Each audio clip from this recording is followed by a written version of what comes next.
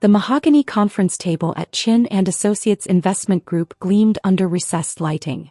20 floors above Manhattan's financial district, my father's corner office offered views of the Hudson River and enough square footage to house a small family. I sat in the least expensive chair, the one reserved for interns and disappointing children, while my brother Marcus occupied the leather throne to Dad's right. So, Emma. Dad didn't look up from the document I'd spent 3 months preparing. You want us to invest $800,000 in this. What did you call it? Data stream analytics, I said quietly. It's a predictive algorithm for data analysis. Marcus cut me off, his Princeton ring catching the light as he gestured dismissively. Yeah, we read the summary. All 5 pages of buzzwords and wishful thinking. It's a 40-page proposal, I corrected. The summary is 5 pages. The technical specifications, market analysis, and financial projections make up the rest. Right. Marcus leaned back, his $3,000 suit straining slightly across his shoulders. At 32, he'd been working at Dad's firm for 8 years, managing portfolios worth hundreds of millions. Emma, let me save us all some time. This is garbage. Dad's pen paused on the document. He still hadn't looked at me. Marcus, let her present. Why? So she can waste more of our time with her little computer project. Marcus shook his head. Dad, she's 29 years old. She's been out of college for 7 years. She's never held a real job, never managed a team, never done anything except play around with coding tutorials in her apartment. I have a degree in computer science from MIT, I said. Which you've done nothing with. Marcus finally met my eyes. Emma, your business ideas are jokes. They've always been jokes. Remember the app you wanted to build in college? The one that would revolutionize social networking? Or the platform you pitched 3 years ago that was going to transform online education? Those were different. They were failures. Just like this will be. Marcus tapped my proposal with one finger. Data stream analytics. Sounds impressive. But you know what it actually is? It's another half-baked idea from someone who thinks watching YouTube videos about entrepreneurship makes them qualified to run a company. I kept my hands folded in my lap, my voice steady. I've spent 4 years developing this algorithm. I've run it against real market data. The predictive accuracy is. Let me stop you right there. Dad finally looked up, his reading glasses perched on his nose. Robert Chin had built his investment firm from nothing, turning a small inheritance into a $400 million operation. He was brilliant with money, ruthless in business, and utterly convinced that his children's worth was measured by their ability to match his success. Emma, I've been in this business for 35 years. I've seen thousands of pitches. And I can tell you right now, this isn't going anywhere. You haven't even read the technical section. I don't need to. He removed his glasses, folding them with careful precision. You're asking for $800,000. Do you have any idea what kind of due diligence we do before investing that kind of money? What kind of track record we expect to see? I know it's a significant amount. It's not the amount, Marcus interrupted. It's the fact that you have zero credibility. No business experience. No successful ventures. Nothing that would make any serious investor look twice at this proposal. I have the algorithm, I said. I have proof of concept. I have beta testing results from what? Your friends? Other failed entrepreneurs you met on Reddit. Marcus laughed, the sound sharp and cruel. Emma, come on. This is embarrassing. Dad closed the proposal, pushing it across the table toward me.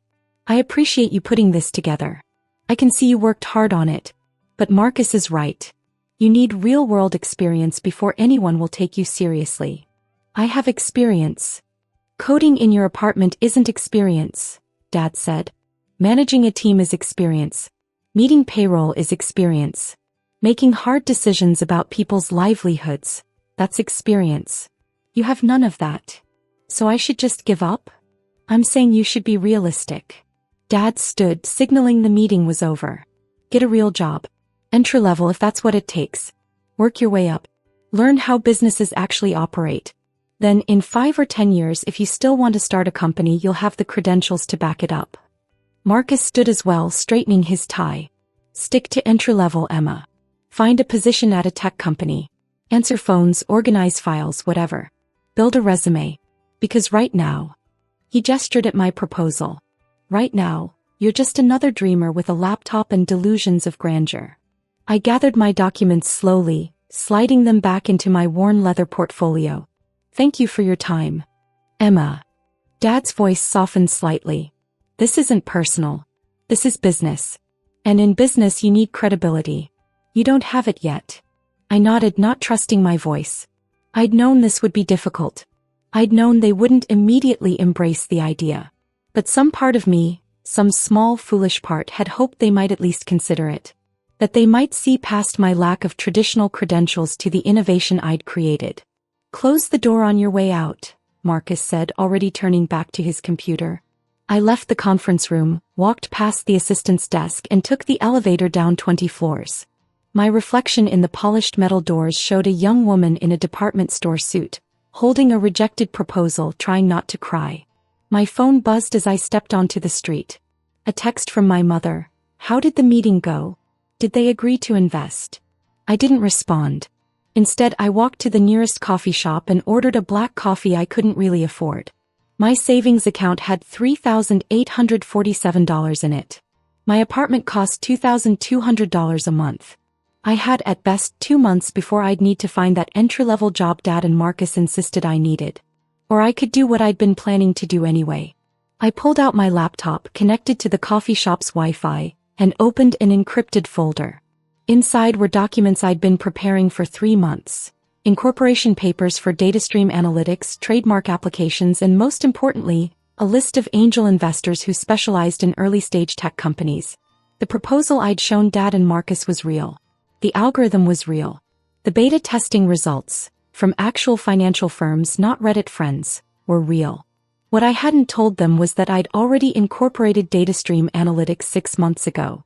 That I'd already secured $200,000 in angel funding from a venture capital firm in Silicon Valley. That 3 major hedge funds were already beta testing my algorithm and reporting accuracy rates that exceeded anything currently on the market. I hadn't told them because I wanted to see if they'd support me on merit alone. If they'd believe in me, their daughter and sister, enough to invest based on the quality of the idea rather than external validation. Their answer had been clear.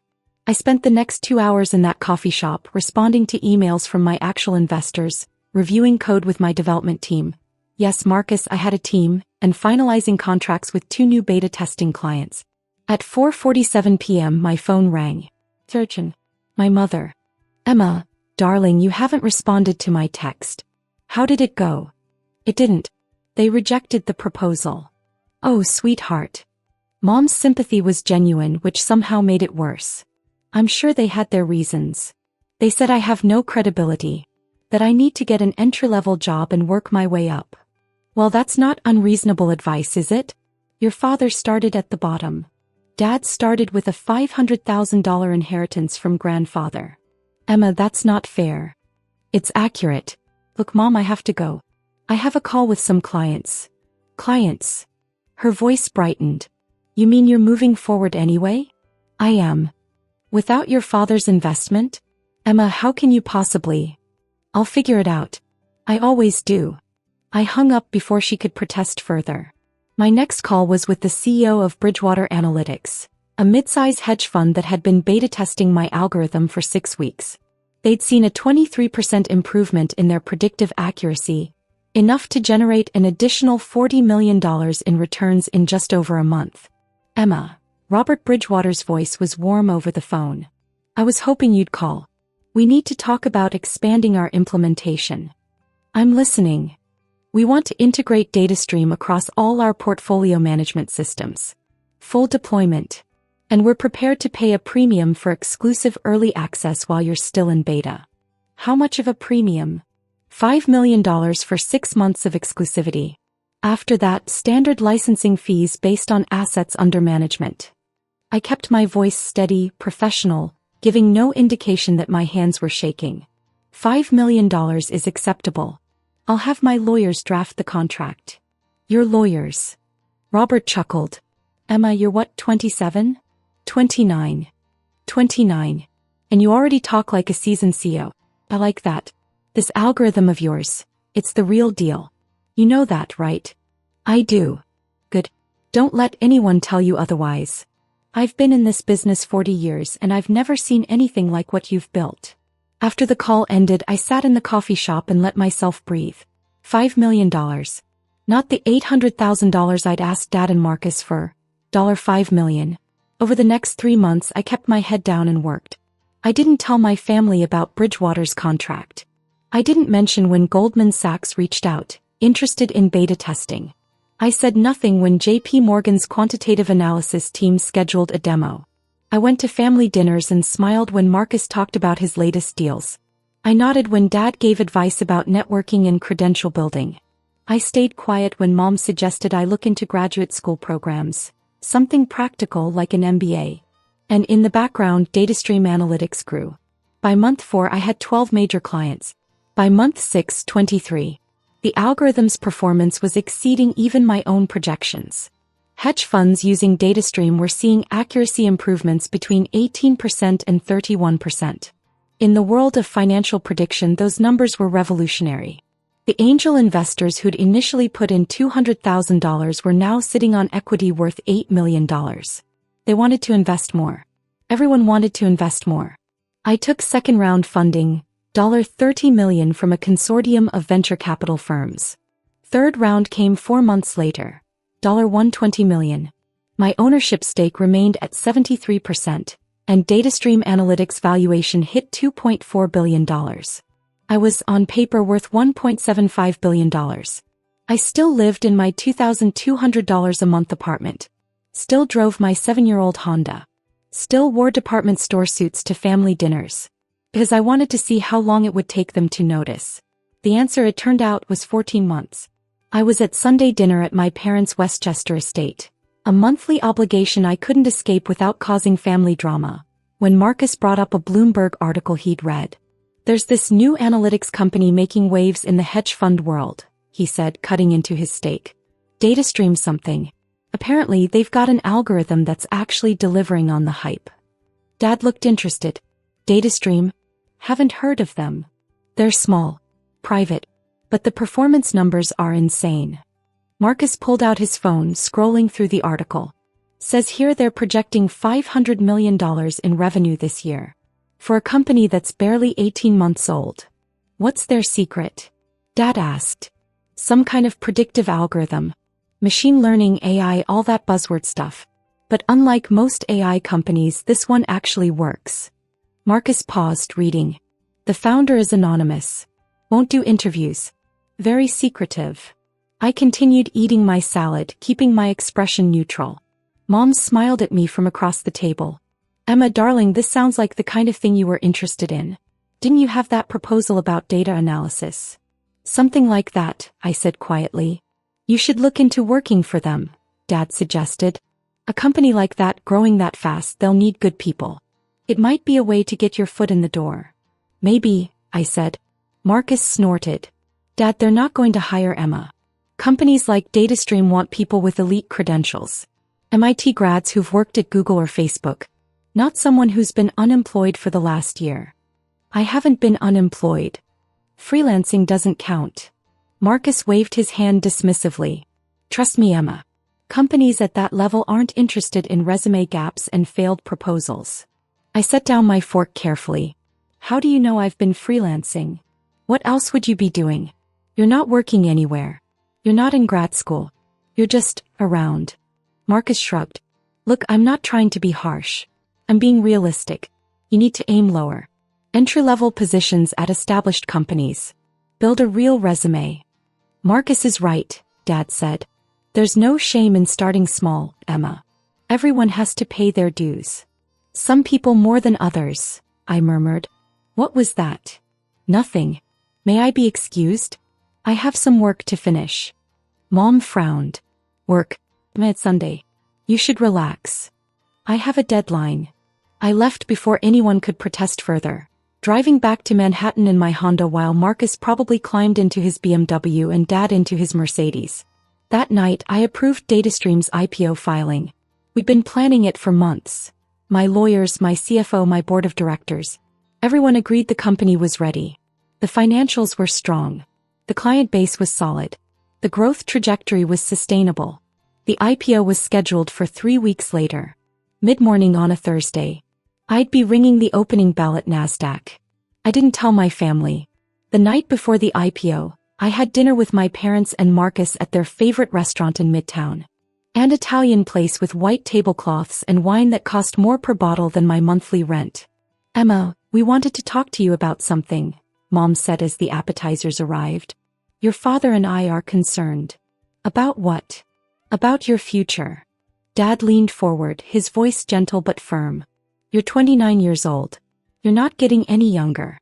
And frankly, your lack of career progress is becoming worrying. Marcus nodded.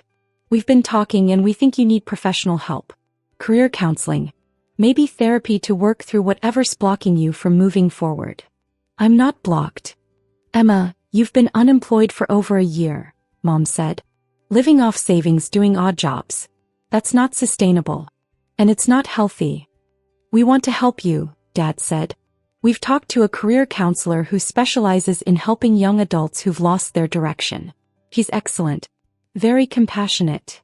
I haven't lost my direction. Then what have you been doing? Marcus challenged. Seriously, Emma. What do you do all day? I took a sip of water, considering my answer. I could tell them. I could explain about DataStream, about the IPO happening in 12 hours, about the fact that by this time tomorrow, I'd be one of the youngest self-made billionaires in technology. But I didn't. I've been working on projects, I said instead. Projects. Marcus laughed. Right. More business proposals that will never go anywhere. Something like that. Dad sighed. Emma, please. Take this seriously. We're offering to help. To pay for counseling, to use our connections to get you interviews. But you have to meet us halfway. What kind of interviews? Entry-level positions, Marcus said. Administrative work, junior analyst roles. Things appropriate to your experience level. My experience level. Yes. You need to be realistic about where you are in your career. Marcus leaned back as the waiter delivered his entree. Look, I know it's hard to accept that you're starting from zero at almost 30. But that's the reality. The sooner you embrace it, the sooner you can start building something real. I nodded slowly. You're right. I should be more realistic. Good. Mom beamed. That's a mature attitude, sweetheart. We're proud of you for listening. I've actually been thinking about making some changes, I continued. Big changes. That's wonderful, Dad said. What kind of changes? I'll tell you tomorrow. After the market opens. Marcus frowned. After the market opens? What does that have to do with anything? You'll see. The next morning I woke at 5 a.m. I showered, dressed in a navy suit I'd had custom-made for this occasion, and took a car service to Times Square. The NASDAQ building was already buzzing with activity. Camera crews, journalists, analysts waiting for the morning's biggest IPO. DataStream Analytics. Opening price projected at $87 per share. My CFO met me in the lobby grinning. Ready to become very publicly wealthy? Ready as I'll ever be. At 9:30 a.m. exactly, I stood on the NASDAQ platform and rang the opening bell. Cameras flashed. Journalists shouted questions. The digital displays showed DataStream's ticker symbol lighting up, shares trading, the price climbing. $87, $94, $103, $118. By 9:45 a.m., DataStream Analytics had a market capitalization of $7.2 billion. My 73% stake was worth $5.26 billion. My phone started buzzing immediately. Texts, calls, emails. But I ignored them all except one. A Bloomberg news alert. DataStream Analytics IPO surges 35% in first 15 minutes. Founder Emma Chin, 29, now worth $5.8 billion. I smiled at the screen, then took a car service to Lower Manhattan. To my father's office building. To Chin and Associates Investment Group. The receptionist looked startled when I walked in. Miss Chin, I didn't know you had a meeting scheduled. I don't. Is my father in? Yes, but he's with a client. I'll wait. I sat in the reception area, the same place I'd waited 14 months ago with my rejected proposal. The Bloomberg terminal in the corner was showing the market, DataStream's ticker prominently displayed as one of the day's biggest movers. 10 minutes later, Dad emerged from his office with a client. He stopped short when he saw me. Emma, what are you doing here? I wanted to talk to you about that career counseling. Dad glanced at his watch.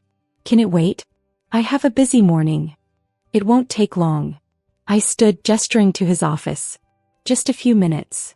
He sighed but led me inside. Marcus was already there, sitting at the Bloomberg terminal, his face pale. Emma, Marcus said slowly, not looking away from the screen. There's a company that went public this morning. DataStream Analytics. I heard. The founder is named Emma Chin. Common name, I said lightly. Emma. Dad's voice was sharp. What's going on? Marcus finally turned to face me. Tell me this isn't you. This isn't me, I said. Then I paused. Actually, that's a lie. It is me. The silence in the office was absolute. What? Dad's voice was barely a whisper. I pulled out my phone, opening the Bloomberg article. DataStream Analytics went public this morning. Opening price was $87 per share. It's currently trading at $121.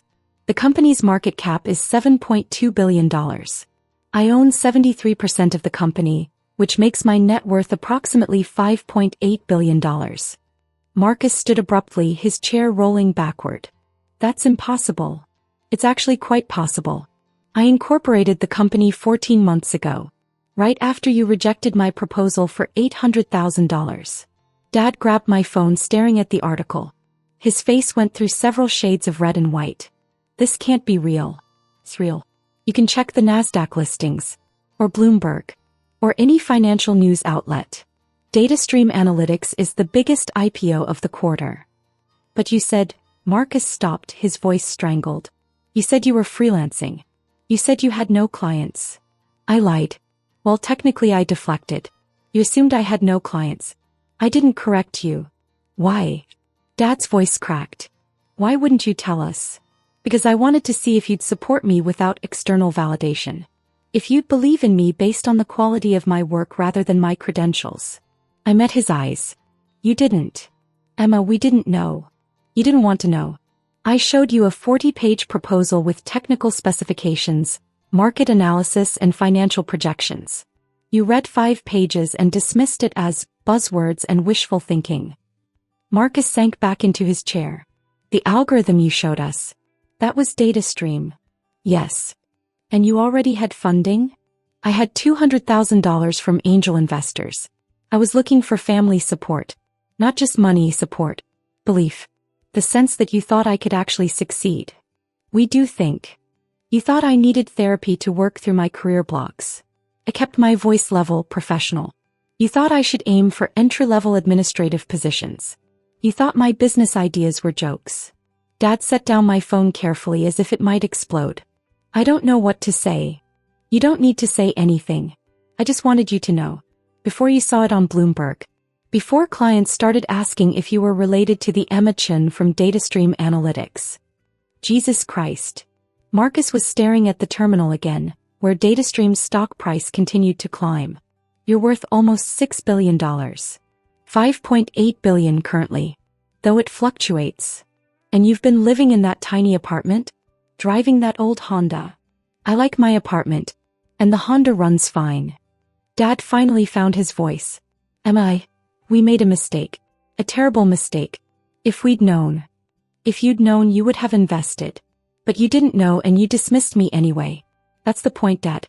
You judged me based on your assumptions rather than my actual capabilities. We were trying to protect you. You were trying to protect your own egos. You couldn't accept that I might actually know more about this industry than you do. That my buzzwords were actually cutting-edge technology. That my wishful thinking was based on solid research and development. The office phone rang. Dad's assistant, Mr. Chin? You have several calls holding. Bloomberg News, CNBC, The Wall Street Journal. They're all asking if you're related to Emma Chin from DataStream Analytics. Dad pressed the intercom button. Tell them I'll call back. They're quite insistent, sir. I said I'll call back. He released the button and turned to me. Emma, please. Let us fix this. Let us invest now.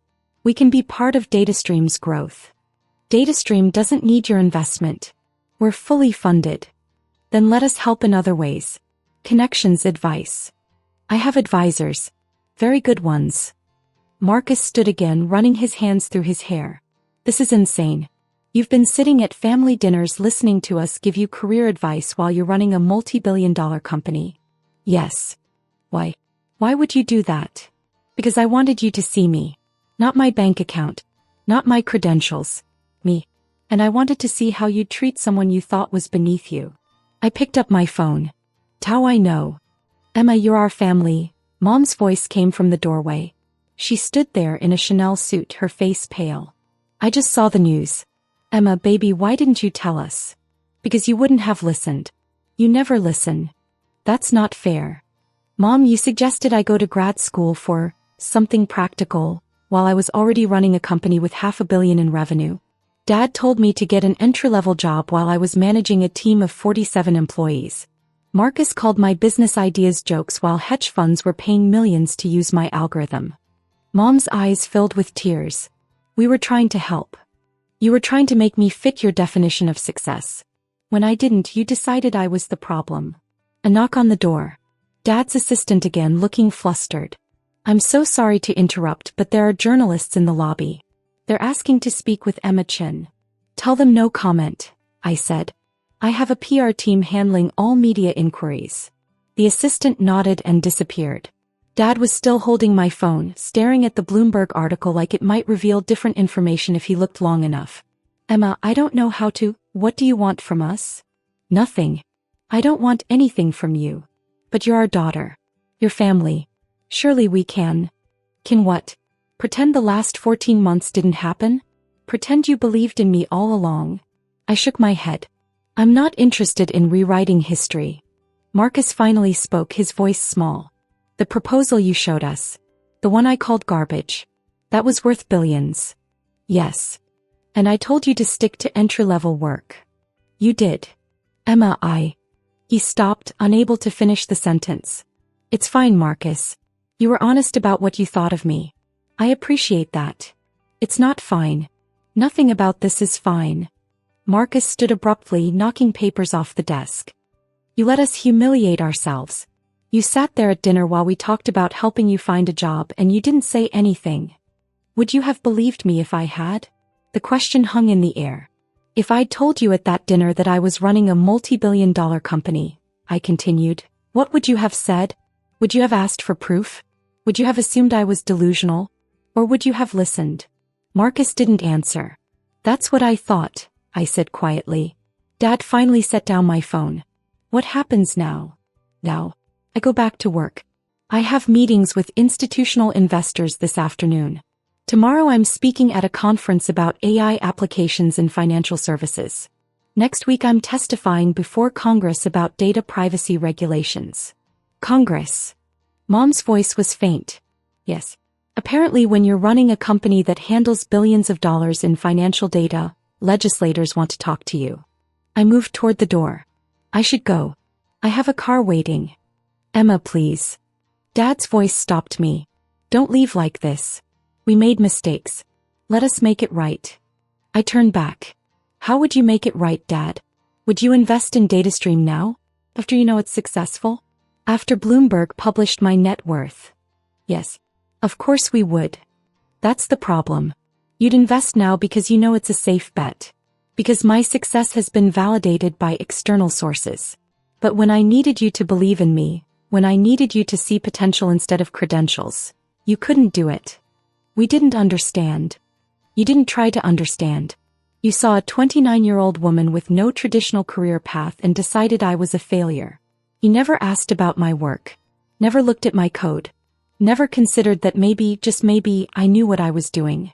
Marcus approached slowly like he was afraid I might bolt. Emma, I'm sorry. I'm so fucking sorry. The things I said to you, calling your ideas jokes, telling you to aim lower, I was wrong. Completely, utterly wrong. You were honest. You told me exactly what you thought of my capabilities. I was an asshole. I was a condescending, dismissive asshole who couldn't see past his own ego.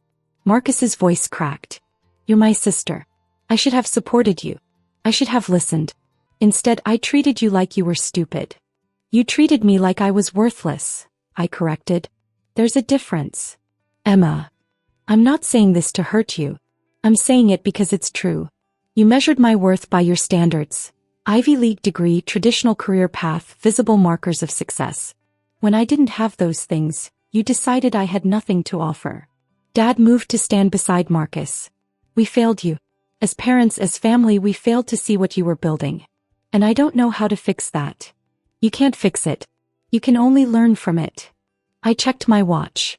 A simple Timex I'd worn for years, not the luxury timepiece I could now easily afford. I need to go. I have a board meeting in an hour. A board meeting? Mom laughed, the sound slightly hysterical. Our daughter has board meetings. And we didn't even know. You would have known if you'd asked. If you'd shown any interest in my life beyond disappointment. That's not fair. Mom, you cried at Christmas because I didn't have a real career. You told your friends I was still figuring things out. You pitied me. I met her eyes. Well, now you don't have to. I've figured it out. I left before anyone could respond, taking the elevator down 20 floors for the second time in 14 months. But this time, when I saw my reflection in the polished metal doors, I didn't see a disappointed daughter with a rejected proposal. I saw a CEO, a founder, a self-made billionaire who'd built something revolutionary while her family told her to aim lower. My phone rang as I reached the street. Sarah, my head of PR. Emma, the press is going crazy. Every major outlet wants an interview. And your family? What about my family? Your father's firm issued a statement claiming they were instrumental in supporting DataStream's early development. I stopped walking. They what? It went out 10 minutes ago. To Bloomberg, Wall Street Journal, CNBC. They're taking credit for your success. Of course they were. Issue a correction, I said. Make it clear that DataStream received no funding or support from Chin and Associates. Include the timeline, that I approached them for investment 14 months ago and was rejected. Emma, are you sure? That's going to create a media firestorm. I'm sure. The truth matters. Hey, I'll draft something and send it for your approval. I hung up and continued walking to where my driver waited. Not a Honda anymore. I'd finally upgraded to a Tesla, though I still lived in the same apartment. Some changes were necessary. Others weren't. That evening the correction went live. Every news outlet that had published my father's false statement ran updates with DataStream's version of events. The narrative shifted from supportive family helps daughter succeed to family rejects daughter's proposal, daughter builds billion-dollar company anyway. Social media exploded. Hashtag DataStream Emma trended for 3 days. Think pieces appeared about family dynamics, gender bias in investment decisions, and the importance of believing in unconventional paths to success. My parents' phones wouldn't stop ringing. Marcus's LinkedIn was flooded with comments. Chin and Associates' reputation took a visible hit. Several clients quietly moved their portfolios elsewhere, uncomfortable with the firm's treatment of their own family member. I didn't feel guilty. I felt free. A week later, I was sitting in my office, a corner space with views of the Hudson River 23 floors up in my own building, when my assistant buzzed. Emma, your father is here. He doesn't have an appointment, but he says it's urgent. I considered turning him away. Then, send him in. Dad entered slowly, looking smaller somehow. Older. He'd always been larger than life in my mind. The successful investor, the brilliant businessman, the father whose approval I desperately wanted. Now he just looked like a man who'd made a terrible mistake. Emma. Thank you for seeing me. You have 5 minutes. He nodded, sitting in the chair across from my desk. The expensive chair. The one I reserved for important clients. I'm not here to apologize, he said.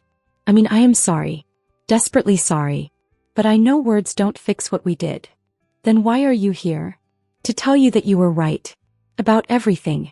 We didn't listen. We didn't see you. We measured you against our expectations instead of your actual potential. He leaned forward. Emma, I've been in finance for 35 years. I've reviewed thousands of proposals. And that day in my office when you showed me DataStream, I should have recognized what I was looking at. But you didn't. I didn't because I couldn't see past my own prejudices. You were my daughter. You didn't have the traditional markers of success. So I dismissed you. He smiled sadly. I taught you to be brilliant and then I punished you for thinking differently than I do. Yes. I can't undo that. But I want you to know I see you now. I see what you built. And it's extraordinary. I didn't respond immediately. I looked at my father, at his expensive suit and his regret, and I felt nothing. No anger. No satisfaction. Just a quiet certainty that I'd been right to trust myself over his judgment. Thank you for saying that, I said finally. But it doesn't change anything. I know. I wanted you to hear it. From me. That you were right and I was wrong, and what you built is more impressive than anything I've done in my entire career. Okay. He stood, moved toward the door, then stopped. For what it's worth, I'm proud of you. Even though I have no right to be. Even though I did everything possible to undermine your confidence. You succeeded anyway. That's remarkable. After he left, I sat in my office and watched the sun set over the Hudson. My phone buzzed with notifications, investor calls to return, media requests to decline, board decisions to make. I thought about that conference room 14 months ago. About Marcus calling my ideas jokes. About Dad telling me to stick to entry-level work. About the way they dismissed me without really listening. And I thought about now. About the Bloomberg headlines. About the NASDAQ opening bell. About the fact that data stream analytics was changing how the financial world understood predictive data. I'd built something extraordinary. Not because of my family's support, but in spite of their dismissal. And that was worth more than any apology could ever be. My phone buzzed again. A text from an unknown number. Saw your story on Bloomberg. Similar thing happened to me with my family. Just wanted to say, thank you for not backing down. You proved they were wrong. That matters. I smiled and saved the message. Because that was the point, wasn't it? Not revenge. Not proving them wrong for the sake of satisfaction. But showing that credibility isn't inherited or granted by traditional institutions. It's built. By people who refuse to accept other people's limitations. By dreamers with laptops who turn buzzwords into billions. By 29-year-old women who get rejected by their own families and build empires anyway. I turned back to my computer and opened the next quarterly projections. DataStream was growing faster than even our most optimistic models predicted. By this time next year, we'd likely be worth $15 billion. And my family would have to read about it on Bloomberg. Just like everyone else.